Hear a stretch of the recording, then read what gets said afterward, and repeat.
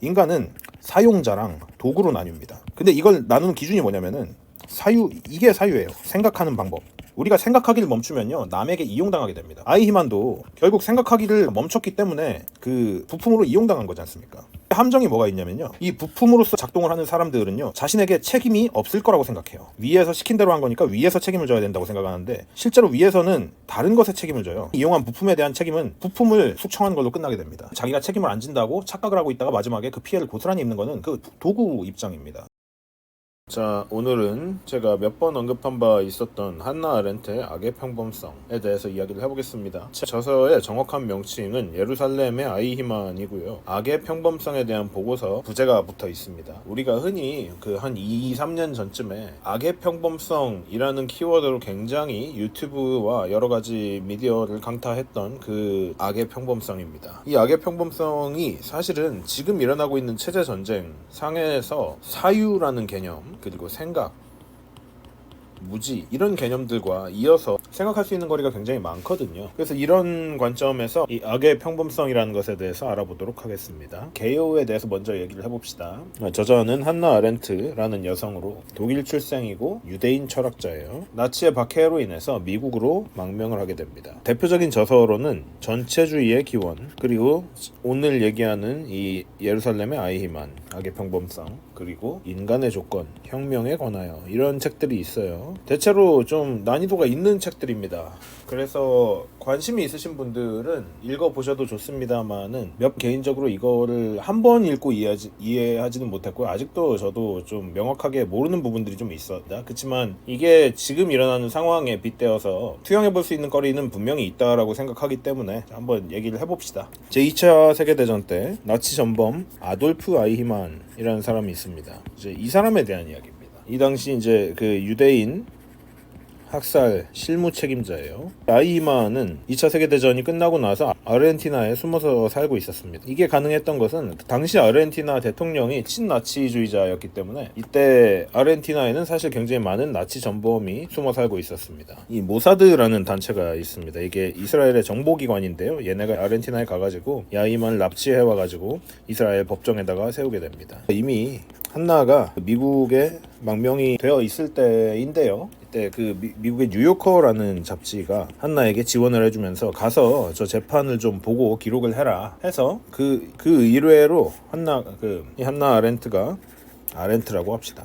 그게 낫겠다. 재판에 방청을 갔습니다. 결국 그래서 5차례 기사를 씁니다. 그 당시에 그 기사 제목은 전반적인 보고서 예루살렘의 아이히만, 이렇게 했고요. 나중에 1963년에 제가 앞서 말씀드린 그 제목으로 실제로 책으로 출간이 됩니다. 이게 배경이고요. 이 악의 평범성은 참고로 banality of evil, 이 이제 그 영재인데, 이 banality라는 거는 평범하다라고 이 평범성이라는 게 우리 한글로 치면은 약간은 중립적이거나 혹은 약간은 긍정적인 의미인데, 이 banality는요 부정적인 의미입니다. 저는 그래서 개인적으로는 평범성이라는 번역이 그렇게 좋은 번역은 아니라고 생각해요. 이거는 진부성이라고 해야 될까요? 부정적인 의미를 가진 평범함이라고 해야 되겠습니다. 자, 해서 이 악의 평범성이라는, 왜 이런 부제가 있냐면은, 보통 우리가 악이라고 하면 굉장히 극도로 잔혹한 악마적인 인물을 떠올립니다. 그쵸? 근데 실제로는요, 여기서 얘기하는 악이라는 거는 사고하기를 멈춘 평범한 개인도 얼마든지 악이 될 수 있다라는 이야기를 이제 여기서 하고 있는 겁니다. 이 유대인 학살 같은 극단적인 악행에 기여할 수 있다. 누가? 사고를 멈춘 평범한 개인이. 그래서 이 아렌트가 직접 목격한 아이히만은 무지막지한 악마가 아니고 명령을 충실히 따르는 관료처럼 보였다라는 게 이 책의 핵심이라고 말씀드릴 수 있겠습니다. 그 과정을 간단하게 말씀드리자면, 체포가 돼가지고 왔습니다. 정확히는 납치였죠. 납치돼가지고 오고 이스라엘 법정에 세웁니다. 그리고 그 당시에 이제 이스라엘 초대 총리가 이 홀로코스트 유대인 대학살의 끔찍함을 널리 알리기 위해서 기획을 합니다. 그래서 1961년 4월에 공개 재판을 시작을 했고요. 전 세계에 생중계됩니다. 이 재판이. 그런데 여기서 물론 아이히만이 정말 어떤 생각을 가지고 있었는지는 그 본인 당사자만 알 것입니다. 그렇지만 아이히만의 주장, 이 사람의 공통적으로 그리고 일관적으로 주장했던 거는, 나는 실제로 유대인을 직접 내 손으로 살인하지는 않았다. 나는 단지 법령, 그 법적 명령, 누구한테 온 거? 히틀러한테서. 히틀러의 명령을 충실하게 따르는 수송 업무만, 그리고 행정 업무만 맡았을 뿐이다. 나는 명령에 충실히 따른 것밖에 없다. 그래서 사람들이 이제 이게 좀 정신이 어떻게 된 건가 해가지고 정신감정을 받아봤는데 정신감정 결과도 정상이었습니다. 그리고 이것을 아이히만은 본인이 무죄인 증거다라고 강조를 하기 시작을 했죠. 이게 어디서 잘못됐는지를 사람들이 약간 혼란스러워했습니다. 왜냐면 누가 봐도 악행인 것을 나는 그냥 단순히 상부의 명령에 충실하게 따랐을 뿐이다 라고 이야기를 하고 정신감정 결과까지도 정상으로 나오니까 이게 너무 이상한 거였겠죠. 그런데 이제 아이히만이 그 재판 도중에 칸트의 실천 이성 비판 개념을 가져오고요, 정언명령을 인용해서 나는 합법 의무를 따른 양심적 시민이었다 라고 자기 합리화를 합니다. 이 지점에서 이제 아렌트가 기겁을 한 건데요. 이 실천이성 비판이라는 거는요, 칸트의 책 중 하나인데요. 그냥 간단하게 말씀드리면 도덕과 윤리의 영역에서 이성이 어떻게 작동을 하고 그리고 어떤 도덕 법칙을 세우는지 그에 대해서 다룹니다. 그래서 여기서 정언명령에 대한 개념이 등장을 하는 것인데요. 이 정언명령의 본 뜻은 뭐냐면요, 너의 행동 기준이 언제나 보편적이어야 한다. 그러니까 이게 정확히 그 원문은 내 행위의 준칙이 언제나 동시에 보편적 입법의 원리가 될 수 있도록 행위하라 인데 그 풀었으면 이랬습니다. 네가 행동하는 기준이 언제나 보편적이어야 된다. 그러니까 조금 더 풀어서 말씀드리면은 내가 하는 행위가 모든 사람에게 적용되어도 괜찮은지 혹은 타인의 존엄성을 침해하진 않는지를 항상 고민해야 한다는 도덕 법칙입니다. 뭐 이런 소리를 해도 결국에는 다 유죄 판결이 났고요. 이게 어떻게 무죄 판결을 받겠습니까? 해서 유죄 15개의 제목에 대해서도 유죄 판결이 났고 1961년 12월에 사형 선고가 내려졌습니다. 그래서 62년 5월 31일에 교수형이 집행이 되었습니다. 이를 두고 이제 아렌트는 이 악의 평범성이라는 장문을 하게 됩니다. 아이히만은 극도로 악랄한 괴물이 아니라 평범하고 정상적으로 보이는 인간이었다. 문제는 그가 지닌 증오심이 아니라 사유하지 않은 채 명령에 무조건적으로 무차별적으로 복무한 태도에 있다고 아렌트가 본 것이죠. 다시 명령을 따른 게 죄가 아닙니다. 명령을 따랐다라고 본인이 주장하는 그 부분은 사실로 봤어요. 그래요. 아이히만은 실제로 그렇게 생각을 했었을 거라고 생각합니다. 아렌트는 그가 명령을 따랐다는 그 믿음에 대해서 의심을 하지 않았습니다. 저도 그렇게 생각합니다. 그런데 문제는 그 명령이 과연 보편적으로 타인의 존엄성을 해치지 않는 것이냐라는 거죠. 이 사유하지 않은 죄가 있다는 겁니다. 정확히 말씀드리면. 그래서 사유를 포기하고 단순히 이념과 시스템에 무비판적으로 기계적으로 복무한 것. 여기서 이제 한 가지 충격은 이 아이히만이 실제로 악마적 정신병자가 아니라 아주 충실하고 평범한 관료처럼 보였다 라는데 이제 그 당시에 충격을 가져오게 됩니다. 앞에서 정언명령을 간단하게 말씀드렸습니다만 이건 이제 아이히만의 굉장히 잘못된 해석이었던 겁니다. 칸트의 이 철학에 대한 굉장히 잘못된 해석이었던 거죠. 아이히만은 히틀러의 명령을 절대적인 법칙이라고 생각했던 겁니다. 그 당시에 그런 시대적인 상황이나 나치의 전체적인 구조 그리고 상황을 생각하면은 그럴 수도 있다라고 생각을 하지만 뭐 어떻게 거역했겠습니까? 다만 이거에 대해서 죄의식을 못 느끼는 거는 또 이제 다른 문제죠. 왜냐면은 아이히만의 그 행위가 본인이 했던 행위가 유대인을 죽음으로 몰고 가는 악마라는 사실을 그 악행이라는 거를 고민을 한다거나 혹은 거부해야 하나라는 양심에 대한 가책도 없이 그냥 오직 상부 지시에 충실하다라는 것으로 어떻게 보면 사유하기를 포기한 것이죠. 조금 더 자세히 말씀드리자면 자신이 하고 있는 행위가 아까도 말씀드린 대로 타인의 존엄성, 여기서는 그러면 유대인의 존엄성이 되겠죠. 유대인의 존엄성을 침해하는지에 대한 고민 자체를 회피했다고 할 수 있겠죠. 그러니까 도망친 겁니다. 현실에서부터. 하면서 나는 준법 정신이 강한 시민일 뿐이다 라고 스스로를 합리화한 것이죠. 마치 우리가 지금 체제 전쟁의 상대로 보고 있는 좌파들의 그 무논리성과 비슷한 겁니다. 이 칸트 철학의 기본이자 핵심은 보편적 인간 존엄 그리고 윤리성입니다. 근데 아이히만은 그것을 전혀 이해를 못했다 라고 아렌트는 얘기했고요. 저는 이해하기를 일부러 회피했다라고도 생각합니다. 물론 무엇이 맞는지는 이미 아이히만이 죽었기 때문에 그 누구도 알 수가 없습니다. 진실은. 해서 그의 유죄 이유는 사유하지 않은 것입니다. 스스로 생각하기를 포기했다. 스스로의 생각을 가지지 못했다. 해서 보편적인 도덕에 해당하는 인간의 존엄과 살인 불가를 전혀 무시하고 히틀러의 명령을 절대 법칙으로 여겨서 거기에만 충성하면서 다른 생각하기를 포기한 것, 그것이 근본적인 문제라고 봤던 것입니다. 최대한 쉽게 설명을 해드리려고 하는 거긴 한데요. 여러분 근데 이런 거를요 넘기시는 것보다는 그래도 끝까지 한 번씩은 들어두시는 게 좋은 게, 칸트의 실천이성 비판 그리고 정언명령, 이런 거는 사실 우리가 고등학교 때 중학교 때 배우는 것들이기도 하고요. 더 나아가서 우리가 살면서 한 번이라도 들어보면은 또 나중에 언젠가는 어디서 또 봤을 때는 그때 들어봤던 얘기다, 그 채널에서 봤다, 이런 식으로 조금씩 우리의 지식이 성장을 해나가는 것이기 때문에 어려운 것이라도 일단은 한 번 정도는 끝까지 들어보는 것도 나쁘지 않아요. 자, 그러면은 저런 악의 평범성에 대한 이야기를 바탕으로 해서 공산주의에 대해 이야기를 해봅시다. 그리고 전체주의 플러스 좌파에 대해서 이야기를 해봅시다.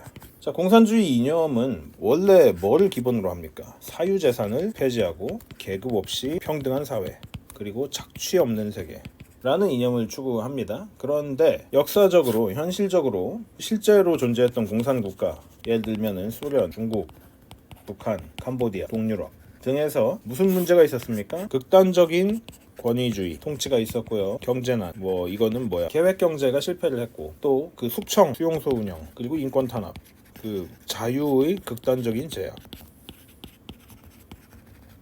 이런 것들이 있지 않았습니까, 결국에. 자, 먼저 공산주의, 사회주의 이념의 전체적인 그 모순과 위선에 대해서 간단하게 이야기를 드리겠습니다. 자, 얘네는 항상 앞에 부르짖는 게 평등하고 해방이지 않습니까? 그런데 이게 항상 모순이 따라옵니다. 왜냐? 여러분 조지 오웰 아시죠? 많은 분들이 이 조지 오웰이라는 사람 들어보셨을 겁니다. 이 동물농장 이라는 소설로 굉장히 유명합니다. 여기에 그런 얘기가 나옵니다. 모든 동물은 평등하다. 하지만 어떤 동물들은 더 평등하다. 이거는 되게, 이 구절이 굉장히 유명한데요. 이게 공산주의 정권의 위선을 굉장히 단적으로 보여주는 구절입니다. 돼지들이 권력을 잡고 나니까 자신들을 특별하게 더 평등하게 만들고 싶었다. 즉 더 평등하게라는 게 어디 있습니까? 그냥 자신들의 이득을 극대화시키겠다 이거죠. 그래서 제가 항상 이 채널에서 전체적으로 같은 골자로 항상 말씀드리는 게 뭐냐면은, 공산주의는요 절대로 평등을 지향하는 게 아닙니다. 물론 이념적으로 어쩌다, 이론적으로 어쩌다, 이런 거는 솔직히 말하면 개소리고요. 현실을 살고 있지 않습니까? 우리가 이상에 살고 있는 게 아니란 말이에요. 해서 공산주의는 소수 엘리트 몇 프로, 소수 엘리트층만 엄청나게 잘 살고 나머지는 진짜 굶어 죽는 거예요, 거의. 북한 보십시오. 북한이 정확하게 지금 망해버린 공산주의 사회의 극단적인 예시 아니에요. 중국도 똑같습니다. 중국이 겉으로 보이는 거랑 안에 들어가 보는 거랑 달라요. 물론 이렇게 말하는 사람도 있습니다. 중국 안에 들어가 봐라, 생각보다 살만하다. 중국에 살아본 사람이라고 말하는 사람들이 그런 이야기를 하는 경우를 많이 봤습니다만은, 저는 중국인을 많이 알고 있어요, 여러분. 그건 또 다른 얘기입니다. 우리가 한국인이, 외국인이 중국에 가가지고 살아본 거랑 중국인이 우리에게 말을 할 수 없는 거, 다른 얘기입니다. 이거는 아예. 그러면 또 누군가 이렇게 얘기하겠지. 네 중국인이 너한테 얘기할 수 없는 거라면서 어떻게 중국인 친구들이 너한테 얘기를 했겠냐. 그러니까 거기까지만 보이니까 그렇게 말을 하는 거야. 저를 그런 걸로 비판을 할 분은 그냥 그렇게 생각하고 사시면 됩니다. 어차피 눈 닫고 귀 닫고 사는 사람들을 설득시킬 생각이 없어요, 저는. 언젠가 그 사람들이 여러 가지 경험이 쌓인다면은 제가 무슨 얘기를 하는지 그때 가면 알게 될 겁니다. 왜냐면은 그 초창기에 얘네가 그 중국인들이 저한테 와가지고 막 문재인 막 찬양하고, 이제 윤석열 대통령으로 정권이 바뀌고 나서 윤석열 대통령 겁나 욕하고 이럴 때 이게 뭐하는 미친 것들이지 해가지고 일단 동조하는 척하면서 한번 들어봤거든요. 문재인 막 찬양하길래 약간의 동조를 깃들여가지고, 얘네가 왜냐면은 공산주의자들은 지적 허영에 굉장히 개쩌들어 있어요. 그래가지고 걔네의 지적 허영심을 이렇게 건드려가지고 너 대단하다 이렇게 해주면은 진짜 별 얘기를 다 쏟아냅니다. 특히 이게 미국에 나와 있기 때문에 이게 가능한 거예요. 중국 안에서는 못 들어요. 그 얘기를 하면 잘못 말하면 걔네가 조져지기 때문에. 그런데 미국이라서 얘네가 할 수 있는 소리 없는 소리를 다 할 수 있단 말이지. 물론 그러고 나서 이제 제가 보수라는 걸 밝히고 나서는 거의 그 철천지 왼수가 됐지만은, 그럼에도 불구하고 친구로 지냅니다. 걔네는 어쨌든 저를 그 이념적으로, 철학적으로, 정치적으로는 저를 거의 악마라고 생각을 해요. 그렇지만 인간으로서는 어쨌든 걔네도 저를 좋아하는 사람들도 있기 때문에 친구로는 지내지만 이제 더 이상 정치 얘기는 함부로 하지 않지. 지들한테 손해라는 걸 아니까. 하지만 많은 걸 들었습니다. 어쨌든 해서 중국과 북한이 아주 좋은 예시지요. 그 엘리트층만 엄청나게 잘 살고 나머지는 그냥 쪽쪽 빨아먹히면서 착취당하고 있는 거예요. 왜냐? 노동력. 기계랑 AI로 노동력이 대체된다. 이 세상은요. 이 얘기는 아주 옛날부터 나왔던 얘기예요. 지금 와가지고 이제 5년 안에 일어난다 이런 멍청한 소리를 하고 있는 좌빨들이 있는데 니네가 하던 얘기를 20년 전에도 하고 있었다고. 내가 초등학교 저학년일 때부터 들었던 얘기야 그거. 안 바뀌었잖아 결국에. 그런데 무슨 노동력이 다 대체가 되고 그렇게 안 돼. 왜냐면 인간들이 자기들의 이권이 걸려있기 때문에 그렇게 쉽게 기본 노동력이랑 생산 수단을 갖다가 그렇게 손바닥 뒤집듯이 하루아침에 갑자기 다 자동화시키고 기계화시키지 않는다고. 그래서 뭐 예시가 많죠. 아주 굉장히 많죠. 그 이런 숙청이 일어났던 예시로는 일단 그 소련 스탈린 체제, 그 대숙청, 굴라크 수용소 대숙청이 있었죠. 비밀 경찰이랑 관료들이 국가 명령에 대한 충성을 윤리로 삼고 그 무고한 이들의 체포와 고문, 자행했습니다. 이들이 했던 얘기는 나는 단지 상부 지시대로 행동했을 뿐이다. 아이히만이랑 똑같은 얘기를 한 거죠. 중국도 같습니다. 중국에도 대약진 운동과 또 우리가 잘 알고 있는 문화 대혁명. 이거 죄송합니다. 이게 혀를 씹었던 게 아직도 이래가지고 발음이 솔직히 계속 새고 있는데 좀 양해해 주세요. 생각보다 오래가네요 이거. 말을 할 때마다 혀가 아프 죽겠어요. 어쨌든 대약진 운동은 그 급격한 공업화, 농업 집단화 시도로 그 수천만 명이 굶어 죽거나 엄청난 피해를 봤습니다. 근데 이때 그 지방 간부 당원들은 마오쩌둥의 지시에 따른다라는 미명하에 비현실적으로 보고를 조작하고 또 이 상황을 악화시키면서도 죄책감이 거의 없었습니다. 상부의 지시에 따랐기 때문이다. 문화대혁명도 같습니다. 그 홍위병들이 반동분자로 낙인 찍힌 사람들을 무차별적으로 학살을 했죠. 이때도 혁명대의라는 절대적인 법칙이 있었던 거예요. 얘네한테는. 그걸 절대시하느라고 개인의 양심이나 비판의식이 작동을 멈췄거나 혹은 의도적으로 멈추게 했거나 회피한 거겠죠. 도덕적인 판단을. 북한도 같습니다. 북한은 이제 완전 수령 절대 권력. 그리고 주체사상. 헌법과 법률보다 수령이 우선이죠. 여기는. 해서 조국과 혁명에 충성해야 한다는 요구에 복종을 해야 합니다.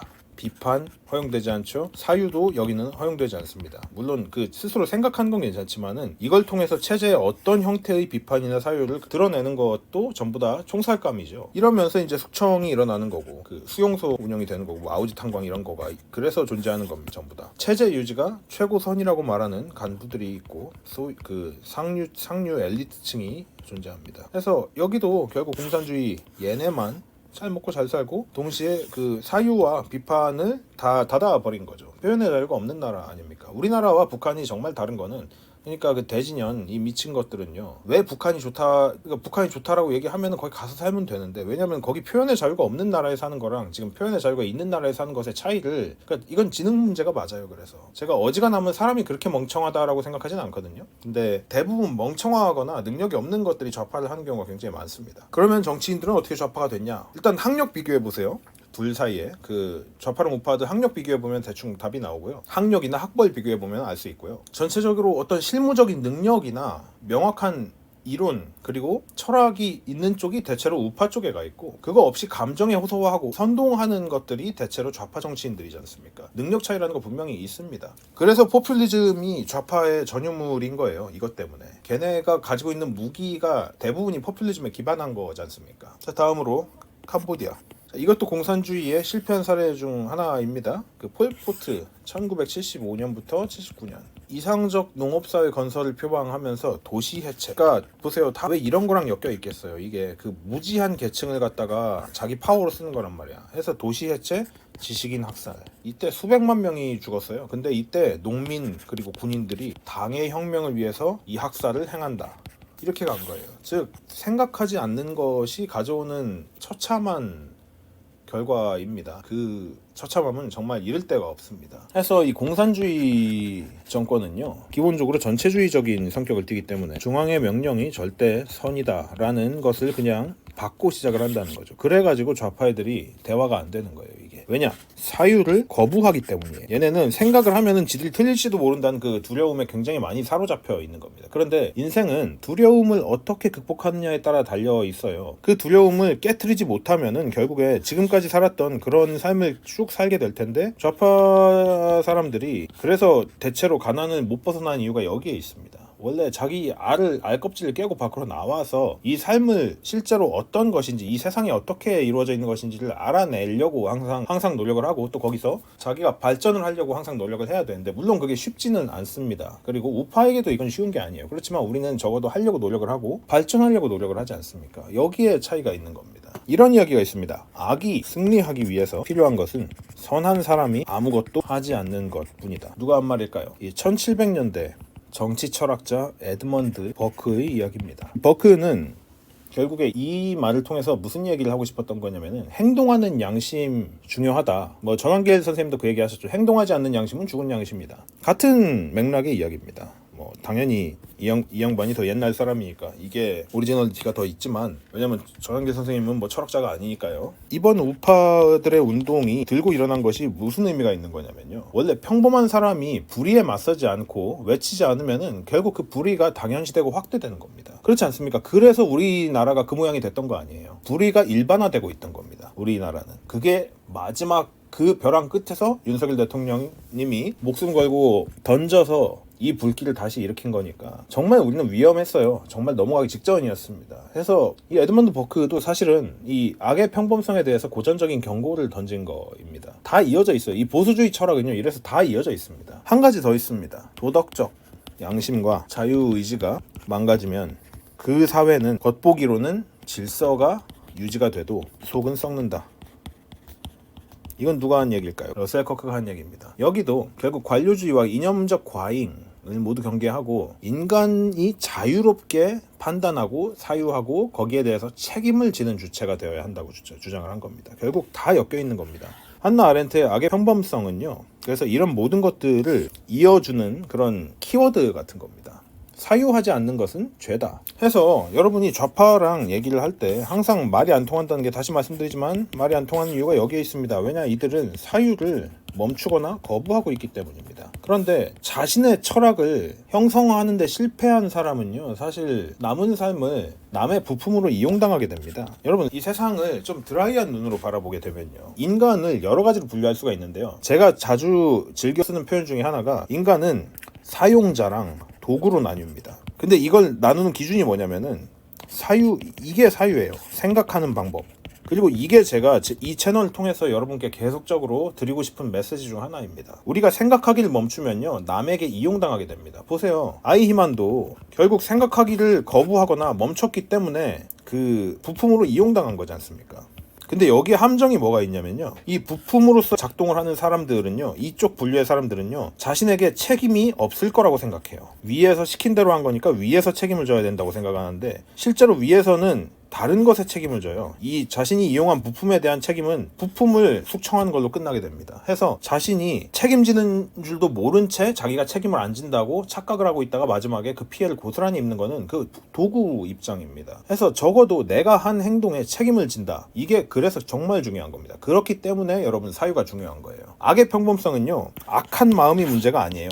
우리가 악이라고 얘기를 하면은, 다시 말씀드리지만 극악무도한 악마가 떠오르지만, 사실은 그게 아니라 사유하기를 멈춘 자들도 악으로 우리가 얼마든지 이야기할 수 있다는 얘기입니다. 그리고 그런 자들도 악이 될 수 있다. 따라서 특히 이런 시대에 개인의 사유와 비판 정신이 전체주의적인 폭력과 학살을 막을 수 있는, 그리고 우리나라를 망국의 지름길로 이끄는 것을 막을 수 있는 핵심적인 열쇠라고 할 수 있겠습니다. 우리는 생각하기를 멈춰서는 안 됩니다. 그리고 실천을 해야 합니다. 제가 요즘 굉장히 안타까운 것은 이 법안 관련된 활동도 그렇고 청원동의도 그렇고 자꾸 못 미쳐요. 근데 여러분, 이게 힘든 건 알지만요, 행동하는 양심, 행동하는 의식이 굉장히 중요합니다. 여러분, 그 윤석열 대통령께서 그 석방되시고 나서 굉장히 해이해졌습니다. 제가 뭐 되는 인간은 아니지만은 그래도 좀 경각심을 가져야 된다라고 말씀을 드리고 싶습니다. 지금 아무것도 결정된 게 없고 아무것도 끝난 게 없는데, 여러분, 이 틈을 타가지고 지금 민주당이 폭주를 다시 시작한 거예요. 이상한 법안들이 막 나오고 있잖아요. 공안, 감시, 탄압, 장기매매, 쟤네가 몰래 통과시키려다가 그게 이번